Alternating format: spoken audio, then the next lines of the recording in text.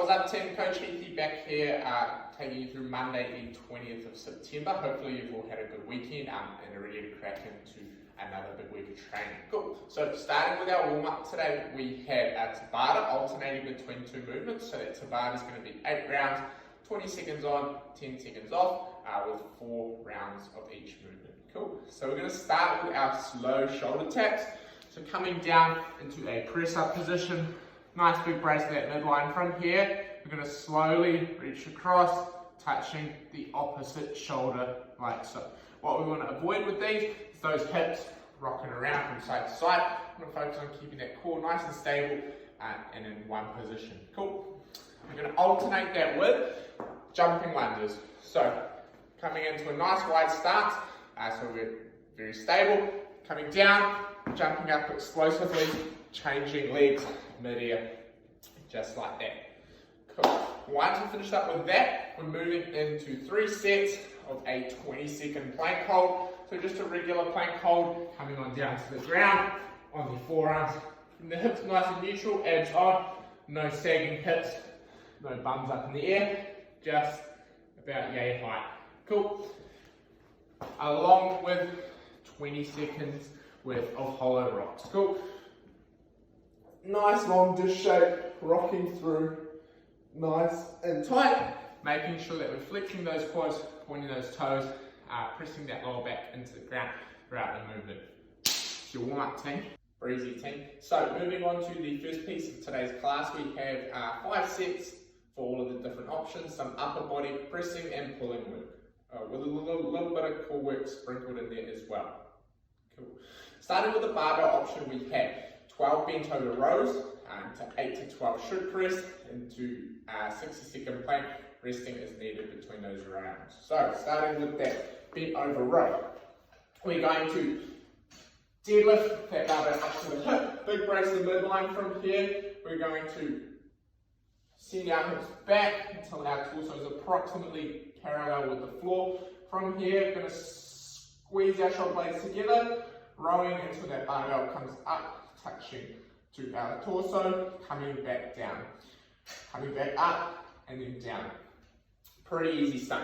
What we want to focus on with that movement, we want to focus on pulling through the elbows as opposed to pulling with our hands. That's going to allow us to better recruit our back muscles, meaning we're going to get more lat gains, so there's going to be a lot of transfer over to our pull-ups when we're back in the gym. Cool. Point number 2, want you guys to be rowing between your belly button and your sternum. So finishing with that hand, anywhere in that zone, you're Gucci. Sweet. Moving on to that strict press. So for our strict press, we'll start with the barbell in the front rack, big brace to the midline, keeping those ribs down throughout the duration of the movement, pressing that barbell up, finishing with our head through at the top, coming back down, we pause in the front rack, coming back up again. Cool. Then finishing with our plank, so same as before, want those hips nice and neutral, keeping that midline brace, no hips sagging, no hips coming up too high, just nice and neutral. Alrighty, moving on to the dumbbell / kettlebell option, so very similar with having 5 sets, 12 bent over row each side, 6 to 10 strict press each side, and then a 60-second plank before we loop back round through. So points of performance for all of the movements are going to be very, very similar. We'll just quickly run you through the differences between the two movements. So same setup with our bent over row, deadlifting it up to the hip, pushing those hips back to our torso is parallel to the floor. Again, retracting that shoulder blade, pulling through the elbow, finishing with our hand in between the belly button and sternum, repeating that process. Cool. Easy stuff. While we're doing those, we should be feeling a squeeze through our upper back. Cool. Moving on to the dumbbell strict press, same as before, rib cage down, pressing up, finishing with our arm, our bicep, nice and close to our noggin, like so, coming back down, pressing up, just like that. Easy. And then finishing with the exact same plank as before. Alright, and then finishing off with the no equipment option, we have 10 to 12 reverse flies performed with an odd object or a household item such as some bottles of milk. Then going into max effort strict handstand press ups, pike press ups, or single arm odd object press each side. Again, 60-second plank to finish. Cool. So starting with those bent over flies, exact same setup as the rows. Gonna push our hips back so our torso is approximately parallel to the floor. Pinching those shoulder blades together. From here, we're going to bring our arms up, pausing for a second at the top, coming back down. Easy. Slight bend in those elbows, should be feeling a pinch in the middle of our back. Just those traps squeezing together at the top. Alright, moving on to the strict handstand press-ups and pike press. For the strict handstand press-ups and pike press, one main thing we want to be focusing on is in that bottom position, creating a nice big triangle between our hands and our noggin. Cool. In the bottom position, what that's going to look like, it's going to look like this. Coming down, pause, pressing up, finishing with our head back between our hands, just like that.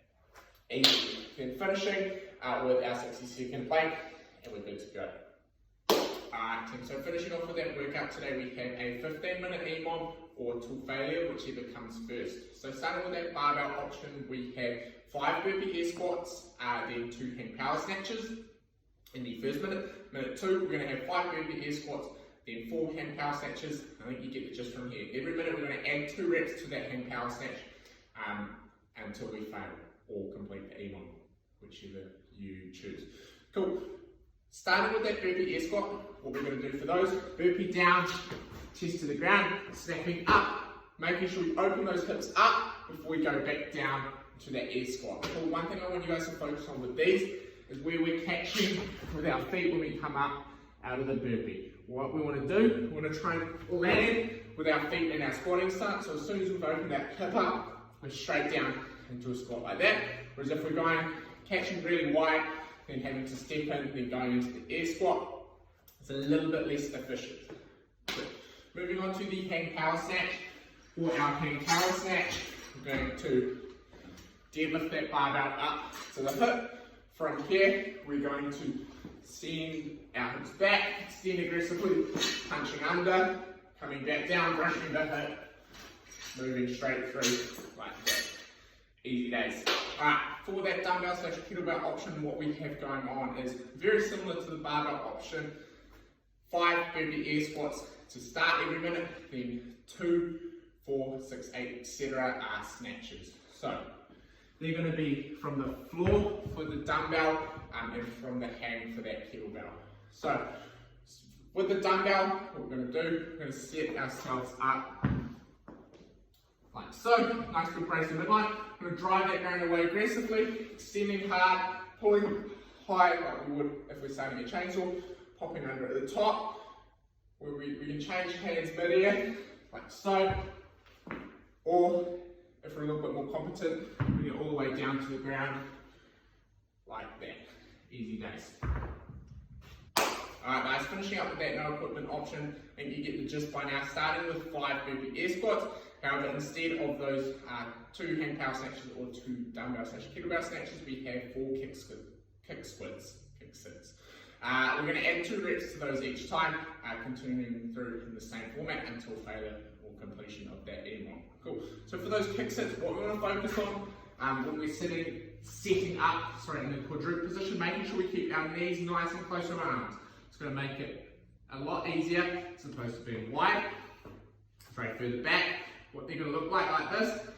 Going to go on my right leg, kicking through, extending my leg. My bum in this bottom position is just resting on the floor, not too far down, not too far up, but just resting from here. Going to flip back through, speeding up like that. Cool.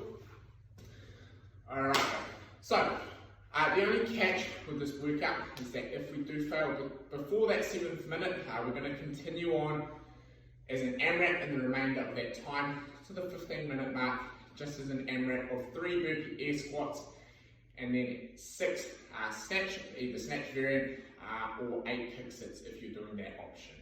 Easy days. Alright team, and there you have it. That's your workout for Monday the 20th of September. Hope you guys all get stuck in. Remember to log your stuff for the Lockdown Fit Home Straight Challenge as well. Hopefully you will enjoy. Cheers gang.